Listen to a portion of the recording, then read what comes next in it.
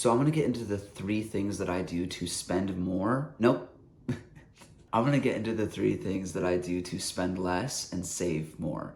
And the first thing is tracking my spending, tracking my finances, tracking what I'm spending money on. I work as a server, so my checks vary. What I walk out with daily varies, right? So like one night I might do better than the next night and so on, right? If you're a server or if you're in the food industry, you obviously know this.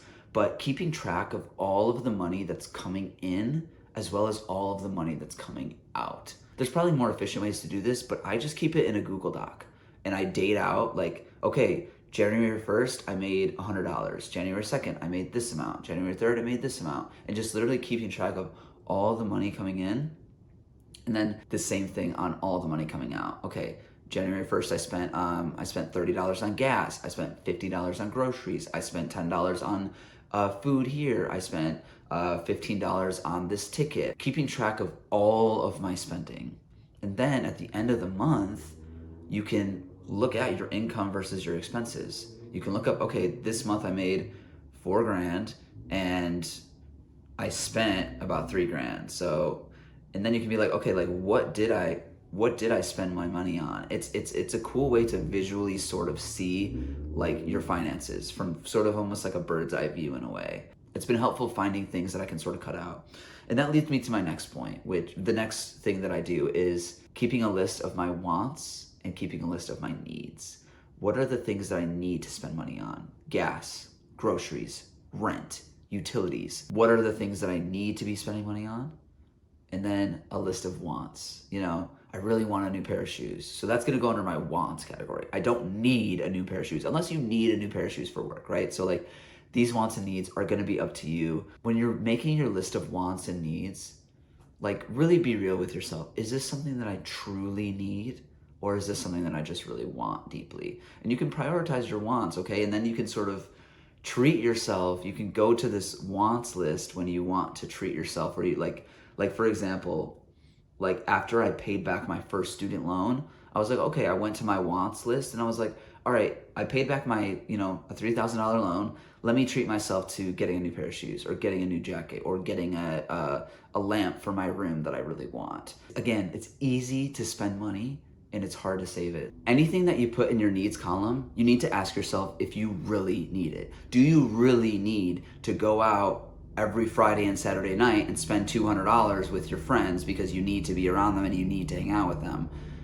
No, you don't need to do that. That's definitely more of a want than a need, right? So how about instead of going out every Friday and Saturday night, how about you just go out every Friday night or you go out every other weekend, right? So it's like, it's a balance, but you really need to be real with yourself and figure out, do I really need this, or is this something that is just taking money away from me? Is this something that I'm just sort of being, not smart with? If saving money is a priority for you, make it a priority.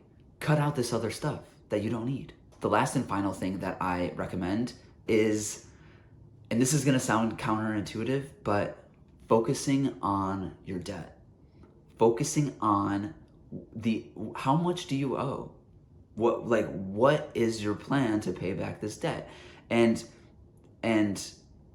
a lot of people that I know don't want to think about it. They don't want to think about the debt that they have, whether it's credit cards or student loans. And it's sort of like the more you just don't pay attention to it, sort of the heavier the sort of debt cloud feels over you. At least was my experience. Like I just sort of kept it in the dark. I didn't want to know about it. I knew I had a lot of student loans, but I didn't want to know what that number is. I didn't want to think about it because like I was hopeful that the government was going to help me take care of it. I was hopeful that, I would get a sort of flux of income that I would be able to knock it out with. Like, no, you're the person that's responsible for your student loans or for your credit card debt. Like no one else is, and no one else should be. And so if wanting to pay it off is a priority for you, you need to focus on it. You need to put a spotlight on it. How much do I owe? How much should I be paying back on it every month?